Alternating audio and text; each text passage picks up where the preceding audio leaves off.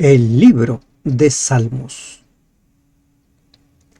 ¿Por qué Daniel, Ananías, Misael y Azarías decidieron ser fiel a Dios cuando hicieron frente a su primera prueba que los puso frente a la muerte, en lugar de estar enojados con Dios por haber permitido que los lleven a tierras extrañas? Buen día. Damos gracias a Dios porque nos permite iniciar el estudio de la lección 5, cómo cantar la canción del Señor en tierra extraña. Cómo aprender a vivir gozosos en medio de la tribulación, como dice Santiago 1:2. Durante estos días vamos a memorizar Salmo 137, versículo 4, según la Nueva Versión Internacional. ¿Cómo cantar las canciones del Señor en una tierra extraña? ¿Cómo sonreír en medio de la tribulación? ¿Cómo aprender a ser gozosos en medio de las tribulaciones? Ese es el desafío que nos da la lección de esta semana. La lección de esta semana nos permite revisar nuestra forma de hablar, nos permite revisar nuestra forma de interpretar los sucesos, los acontecimientos de nuestra vida. Recuerda, no son los acontecimientos, los sucesos, los que determinan cómo nos sentimos, sino la forma como nosotros los interpretamos.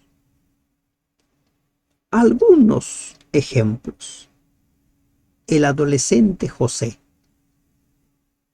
pudo haberse disgustado con Dios por haber permitido que sus hermanos cometieran semejante injusticia con él. Pero en lugar de ello, a pesar de haber sido vendido como esclavo, se mantuvo fiel a Dios allí en la casa de Potifar primero y luego en la cárcel.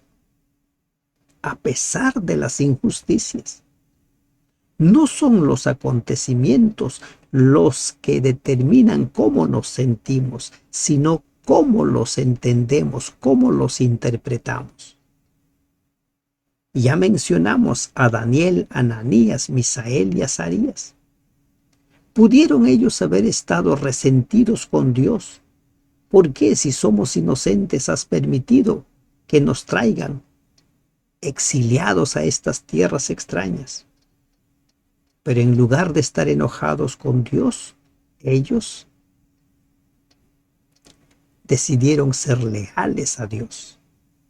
Los sufrimientos pueden hacer que nosotros retrocedamos en nuestra fe, en nuestra creencia a Dios, o pueden hacer que nosotros nos aferremos más a Dios. Recuerda, no son los sucesos los que determinan cómo nos sentimos, sino cómo interpretamos ese suceso. Podemos interpretarlo como que Dios nos ha abandonado, o podemos interpretar como oportunidades que Dios nos da para crecer. La fe bíblica implica a menudo tanto incertidumbre y suspenso como confianza y afirmación. A lo largo del estudio de esta lección, nosotros vamos a entender cuánto vale, cuánto pesan las palabras. Y vamos a entender cómo es que los salmistas consideraban sus experiencias, cómo es que los salmistas consideraban los sucesos, cómo los interpretaban y cómo es que después de una determinada reacción vuelven a reaccionar de otra manera. Por ejemplo, en el Salmo 77, el salmista empieza recordando lo que Dios ha hecho. Y después empieza a cuestionarse, ¿acaso Dios ya dejó de interesarse por nosotros? Y se hace una serie de preguntas y luego vuelve a reaccionar. No, no es así. Iniciemos el estudio de nuestra lección. Miren, la existencia del sufrimiento, la existencia del dolor, la existencia del pecado, suscita en las personas una serie de preguntas. Preguntas como, ¿por qué permite Dios que existan el pecado y el sufrimiento? ¿Te has hecho esa pregunta alguna vez? Mucha gente se hace esa pregunta y como consecuencia de no encontrar una respuesta satisfactoria a preguntas como estas, entonces deciden ser ateos, agnósticos o simplemente dicen, yo no quiero saber nada de Dios. Si Dios existiera, no existiera el pecado y el sufrimiento. Salmo 79, versículo 10. ¿Qué nos enseña este versículo? Porque dirán las gentes, ¿dónde está tu Dios? Sea notoria en las gentes, delante de nuestros ojos, la venganza de la sangre de tus siervos que fue derramada. Salmo 79, 10. Miren la primera frase que leemos en esta diapositiva. Cuando el rey Nabucodonosor destruyó el templo y arrasó Jerusalén, el pueblo de Dios quedó totalmente confundido. Salmo 79, versículos 1 al 4. ¿Qué leemos? Dice, oh Dios, vinieron las naciones a tu heredad, han profanado tu santo templo, redujeron a Jerusalén a escombros. Y podemos seguir leyendo. Pero cuando nosotros vamos al libro de Jeremías, nos vamos a encontrar con que Jeremías, el profeta de Dios, les predicó en reiteradas ocasiones. Arrepiéntanse, arrepiéntanse. La vida que están llevando alejados de Dios va a traer consecuencias. Y después cambió el mensaje de Jeremías. Cuando ya todo estaba consumado, les dijo, pásense al lado de Babilonia. Y así van a conservar su vida. Los van a llevar a Babilonia y allí van a prosperar, pero pásense. Para el pueblo de Dios, no era desconocida ni fue una sorpresa la destrucción de Jerusalén y el templo. Pero como suele suceder con la gran mayoría de los seres humanos, recién cuando vemos consumados los hechos, entonces preguntamos ¿por qué? ¿Por qué? La gran mayoría de situaciones de sufrimiento, de dolores y angustias que sufre la humanidad, los seres humanos, son consecuencias de sus acciones. Pero cuando llegan esas consecuencias, queremos culpar a Dios.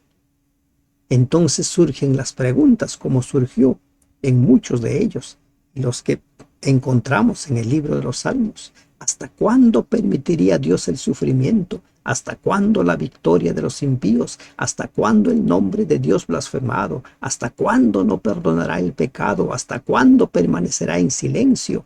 Versículo 5 al Salmo 79 y 9 al 11 el 74. ¿Hasta cuándo? ¿Hasta cuándo? ¿Hasta cuándo?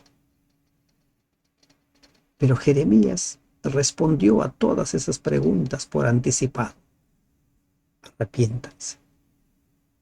El profeta Isaías anunció 150 años aproximadamente antes.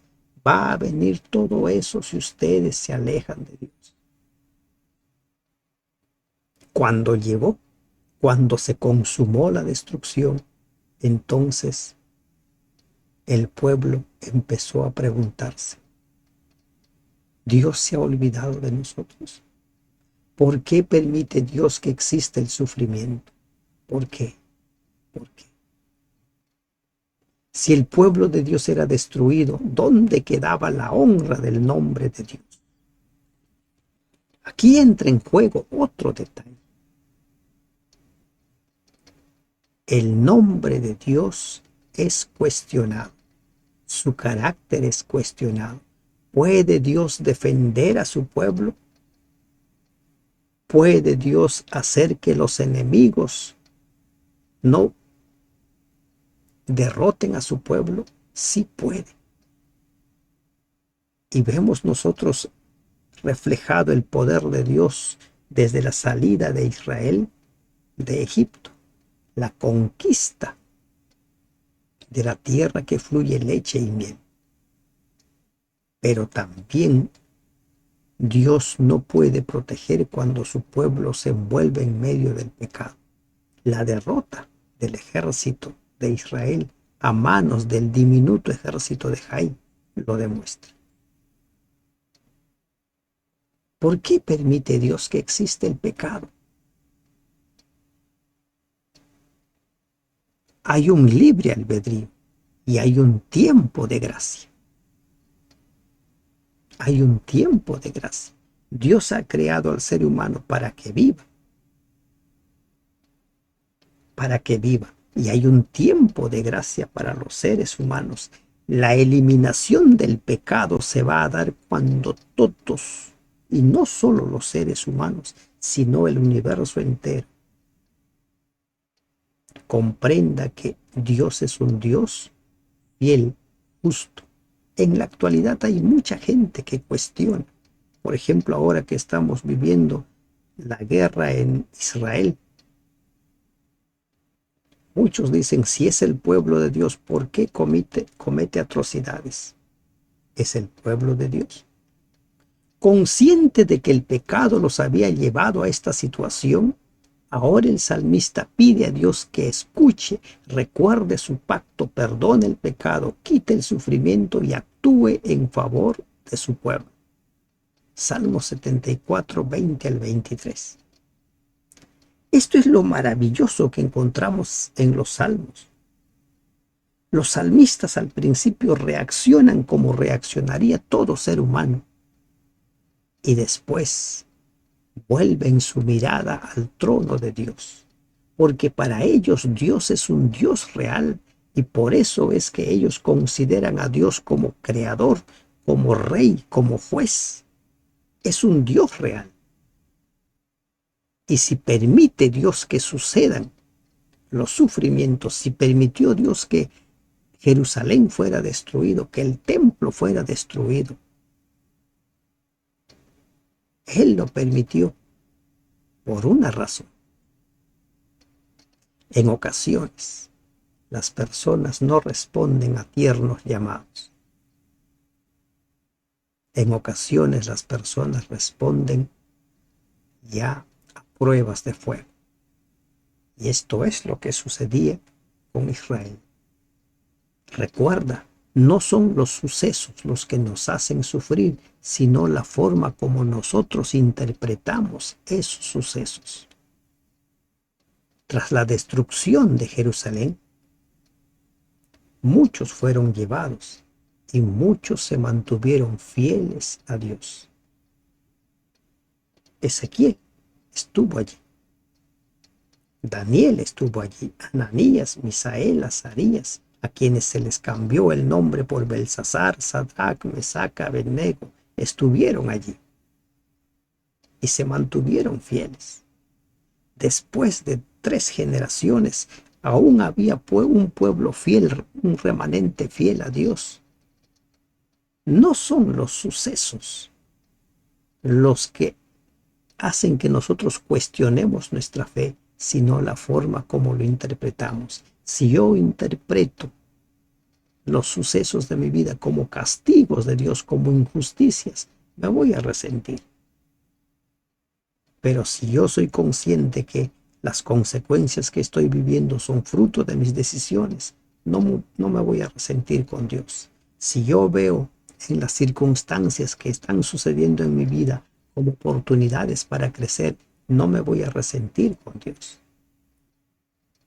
Otra de las preguntas que surgen como consecuencia de la existencia del pecado y el sufrimiento es: ¿por qué permite Dios que sufran los inocentes?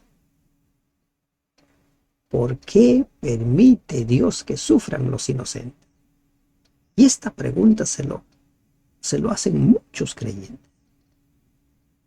Muchos creyentes que, como consecuencia de no poder responder a esta pregunta, han retrocedido. Salmo 88:3. Porque mi alma está hastiada de males y mi vida cercana al Seol. El salmista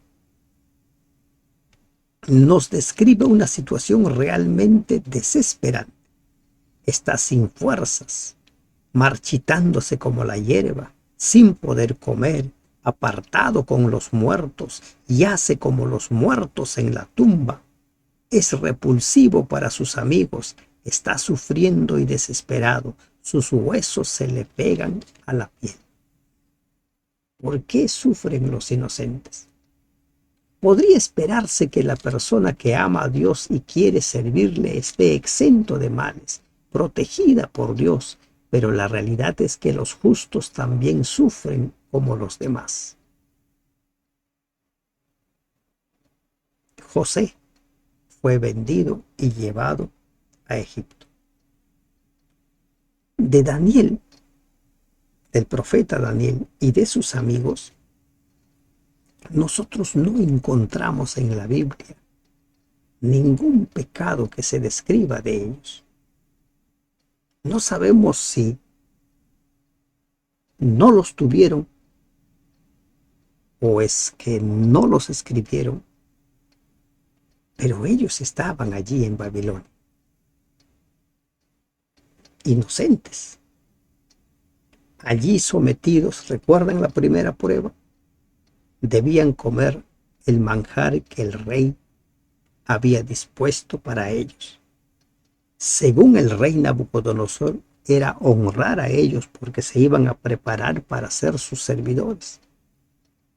Pero ellos vieron en el manjar del rey Nabucodonosor una afrenta a Dios y decidieron mantenerse fieles a Dios. Pero en ocasiones no son librados, como en este caso, y lo encontramos tiempo después. Por mantenerse fiel a Dios, Daniel fue arrojado al foso de los leones. Por mantenerse fiel a Dios, los tres amigos, Ananías, Misael y Azarías, fueron lanzados al horno de fuego. Pero recuerda aquí la constante: no estuvieron solos.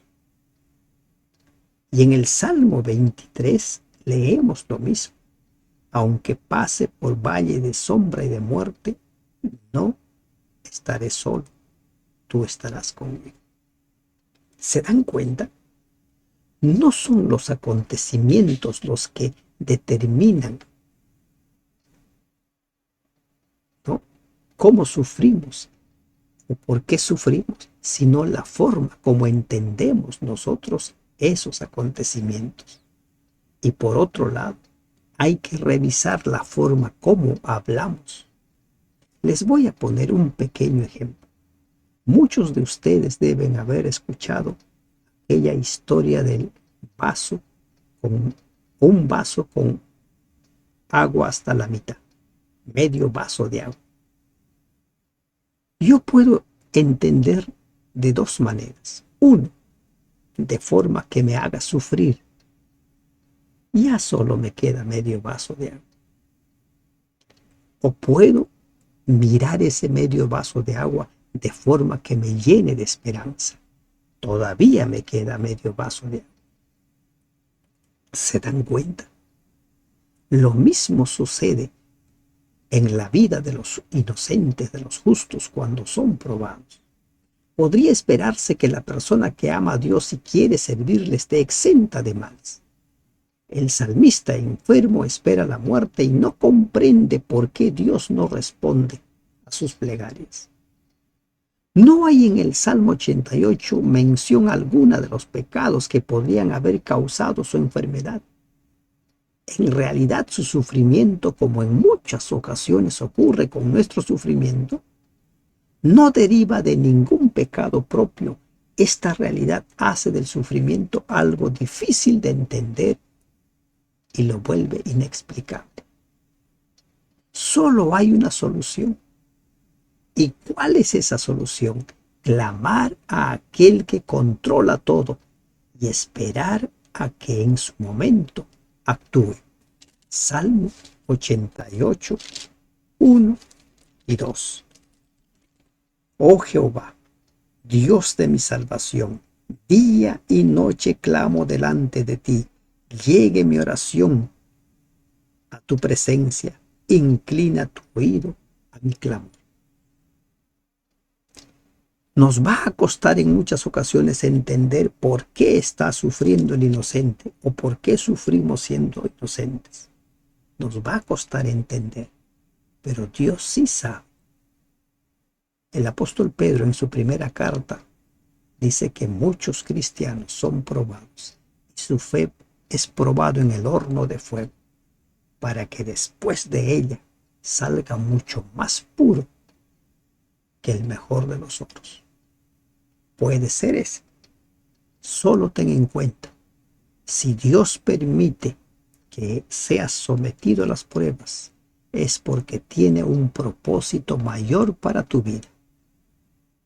Otra de las preguntas que pone en tela de juicio nuestra fe, nuestra confianza en Dios es: ¿por qué Dios no pone fin a nuestro sufrimiento actual? ¿Por qué Dios no pone fin a nuestro sufrimiento actual? ¿Por qué seguimos sufriendo constantemente? Salmo 69, 3. Cansado estoy de llamar, mi garganta se ha enronquecido, han desfallecido mis ojos esperando a mi Dios. ¿Hasta qué punto siente el salmista la lejanía de Dios? ¿Cómo responde ante la aparente ausencia de Dios? Presta atención a esta palabra, la aparente ausencia de Dios. No es que Dios no esté.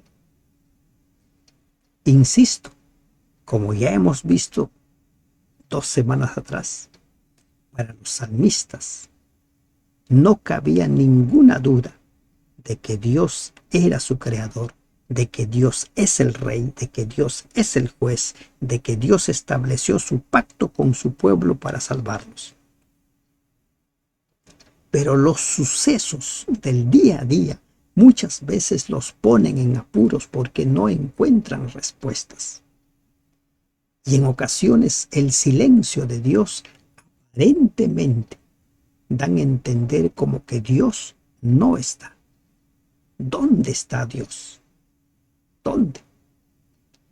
Salmo 42, 1 al 3 dice: es como un ciervo que no encuentra aguas para beber. Pero aquí en este Salmo 42, 1 al 3, encontramos nosotros que en medio del dolor podemos seguir teniendo hambre y sed de Dios. En medio del sufrimiento podemos seguir teniendo necesidad de Dios. Podemos seguir clamando a Dios.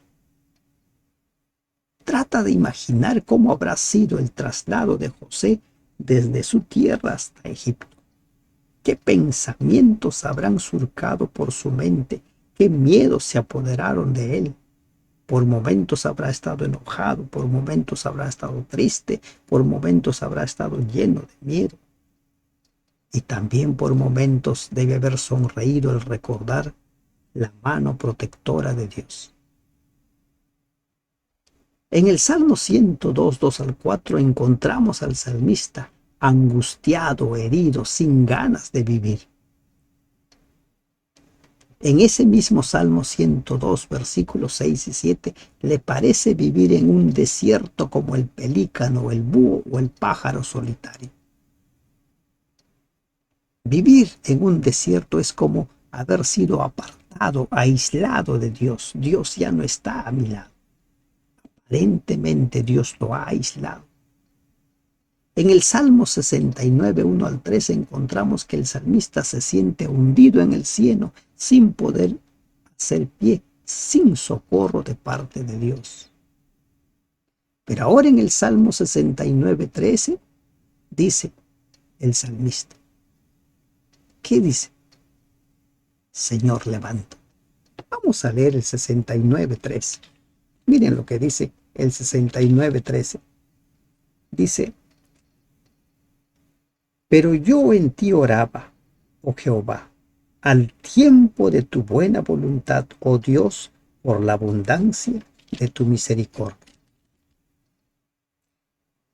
Por la verdad de tu salvación, escucha. ¿Cuál es la reacción del salmista? Para él es real que Dios es su creador. Es real que Dios es el rey. Es real que Dios va a juzgar a los vivos, siendo malos o buenos. Los va a juzgar. Por lo tanto, ante la incertidumbre de por qué calla Dios, ante la aparente ausencia de Dios, ante el aparente olvido de Dios, opta por clamar, clamar, clamar, orar. Y allí está el secreto. Podemos estar llenos de dudas, pero las dudas no deben hacer que retrocedamos, sino que avancemos. Podemos estar llenos de miedo, podemos estar llenos de cólera, de ira, pero no deben hacernos retroceder, sino deben hacernos avanzar. En el Salmo 69, 5 y 6 vemos que el salmista se autoexamina. Te temerán 5 y 6. El 69 dice, Dios, tú conoces mi insensatez y mis pecados no te son ocultos. En el 7 y 9 declara su amor hacia Dios. Aparentemente Dios no está, aparentemente lo ha aislado, como si fuera un desierto, como si fuera un búho del desierto, pero él le declara su amor a Dios. Aparentemente Dios se olvidó de él, pero él en su oración está seguro de que Dios no callará para siempre, de que Dios lo va a vindicar. Los salmos demuestran que la comunicación con Dios debe continuar independientemente de las circunstancias de la vida. Independientemente. Te parezca que no está, pero recuerda, sí está, porque en el pasado lo has experimentado. En el pasado se ha manifestado grandemente. Otra de las preguntas que hacen que nuestra fe tambalee, ¿han fallado sus promesas en las Escrituras? Salmo 77, 8. ¿Ha cesado para siempre su misericordia? ¿Se ha acabado perpetuamente su promesa? Aquí en el Salmo 77, nosotros tenemos la oportunidad de encontrar ese proceso entre el creer, la duda y el creer. En los primeros versículos encontramos nosotros a un salmista que busca a Dios. Al Señor busqué en el día de mi angustia, alzaba a él mis manos de noche, aún sin descanso. Mi alma rehusaba consuelo, me acordaba de Dios y me conmovía, me quejaba y desmayaba mi espíritu. Estaba en eso, en medio de su angustia. Pero luego encontramos nosotros que surgen las dudas. ¿Ha cesado para siempre su misericordia? El 9 dice, ¿ha olvidado Dios el tener misericordia? ¿Ha encerrado con ira sus piedades? Y en el versículo 10 en adelante él reacciona. Dije, enfermedad mía es esta. Miren, lo que les vengo diciendo. No son los sucesos los que hacen que suframos, sino la forma como interpretamos nosotros lo que nos está sucediendo. Si nosotros consideramos nuestros problemas, nuestras angustias como castigos de Dios, nos vamos a sentir muy mal, con seguridad que vamos a abandonar nuestra fe. Pero si nosotros percibimos lo que nos sucede como oportunidades que Dios nos da para conocerlo más. Y esto es lo que sucedió en la experiencia de Job. Pueden leerlo en el capítulo 42 de Job. Él dice, antes de oídas te había conocido, pero ahora mis ojos te ven. En el capítulo 1, el libro de Job dice que Job era un hombre que gozaba del aprecio de Dios, a pesar de que solo lo conocía de oídas. Y después de su tribulación, ahora la fe de Job había crecido. Ahora él lo conocía, ahora lo podía ver. En ocasiones no sabemos por qué Dios permite que sucedan las cosas. Y no es que hayan fallado sus promesas, no es que Dios se haya olvidado, no es que Dios haya perdido su poder como a veces sucede en la mitología griega o en la romana, en que los dioses pierden sus poderes. No sucede lo mismo con el Dios nuestro.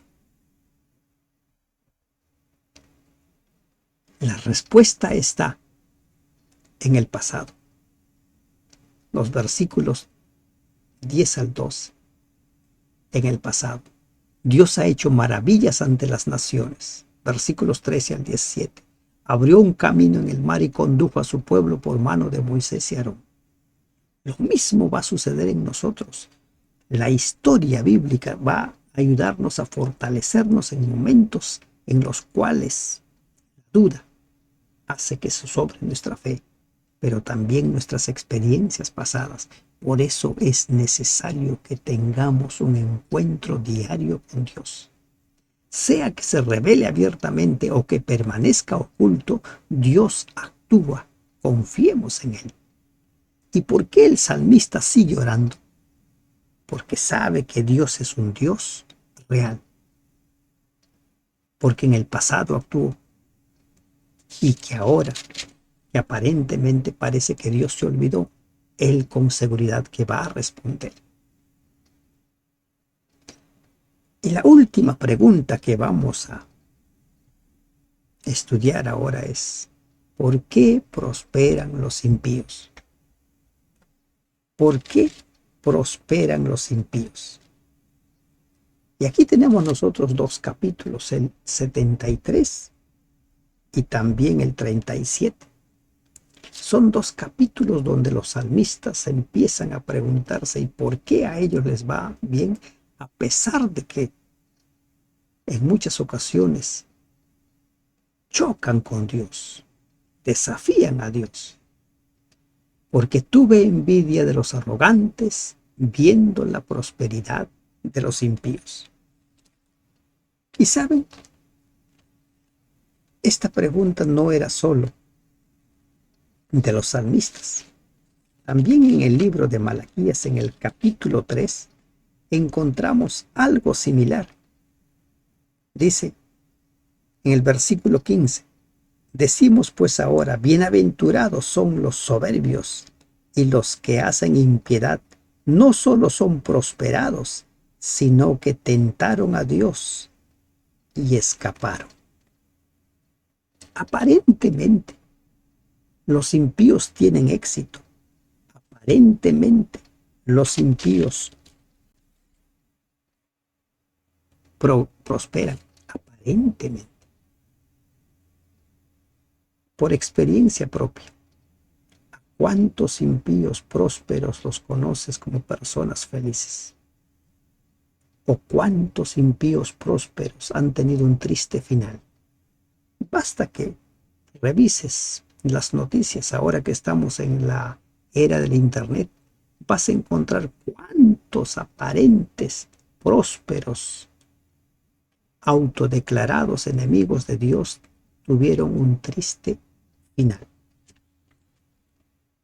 En el 73, versículo 1, leemos: ciertamente es bueno Dios para con Israel, bueno para con los limpios de corazón. En cuanto a mí, casi se deslizaron mis pies, por poco resbalaron mis pasos. Estos versículos 1 y 2 son el resumen y la conclusión del capítulo 73. Aparentemente, pero esa prosperidad aparente, ese éxito aparente de los impíos, muchas veces a nosotros nos pone a cuestionar nuestra fe. ¿Y si yo también hago lo mismo?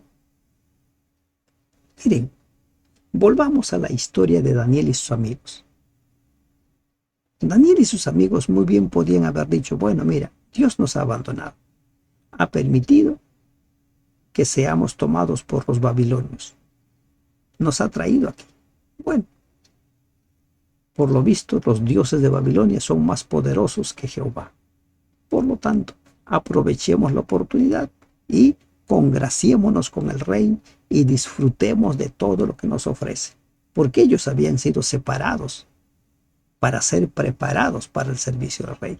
Pudieron haber razonado así. ¿Se dan cuenta? Pero ellos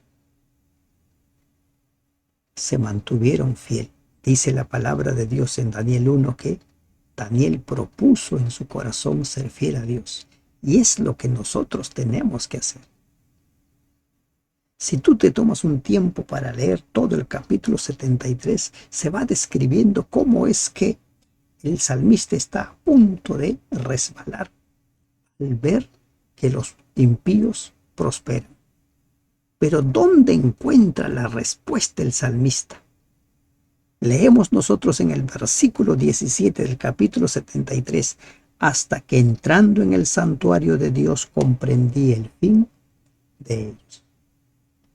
Hasta que entrando en el santuario de Dios, cuando nos presentamos ante Dios, aun cuando las circunstancias sean buenas o malas, entenderemos muchas cosas. En la presencia de Dios, allí en el trono de la gracia, encontraremos respuesta a muchas de nuestras dudas, encontraremos consuelo, encontraremos paz, allí en el trono de la gracia. Hasta que entrando en el santuario de Dios, comprendí. Hay muchas preguntas que hacen tambalear nuestra fe, pero cuando entremos a la presencia de Dios, comprenderemos.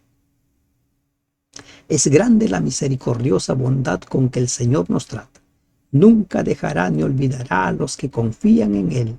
Hermanos míos, que pensáis que estáis entrando en la senda tenebrosa y que tal como los cautivos de Babilonia debéis colgar vuestras arpas sobre los sauces, convirtamos la prueba en un canto de gozo. Podéis decir: ¿cómo puedo cantar con una perspectiva tan oscura delante de mí, con esta carga de aflicción y dolor sobre mi alma? Cuando llevemos nuestras peticiones al trono de la gracia, no olvidemos de ofrecer también himnos de agradecimiento. La vida eterna de nuestro Salvador nos proporciona un motivo constante de gratitud y alabanza. Debemos recordar con nitidez cada lágrima nuestra que el Señor ha enjugado, cada dolor que ha calmado, cada ansiedad que ha eliminado, cada temor que ha disipado, cada necesidad que ha satisfecho, cada misericordia concedida, y así fortalecernos para lo que aún nos espera adelante en el peregrinaje. ¿Cómo cantar la canción del Señor en tierra extraña? Entrando al santuario de Dios, comprenderemos. ¿Cómo cantar la canción del Señor en tierra extraña? Recordando las maravillas que Dios ha hecho en favor de su pueblo y en favor de nosotros. ¿Cómo cantar la canción del Señor en tierra extraña? Clamando, suplicando, orando, para que Dios que aparentemente no se interesa por nosotros, escuche nuestras plegarias para que nosotros podamos encontrar alivio, gozo y el oportuno socorro en el trono de la gracia. ¿Cómo cantar la canción del Señor en tierra extraña? Confiando en Él, entregándole nuestra vida a Él, porque Él hará lo mejor por ti, aún en las peores circunstancias. Que Dios te bendiga. Amén.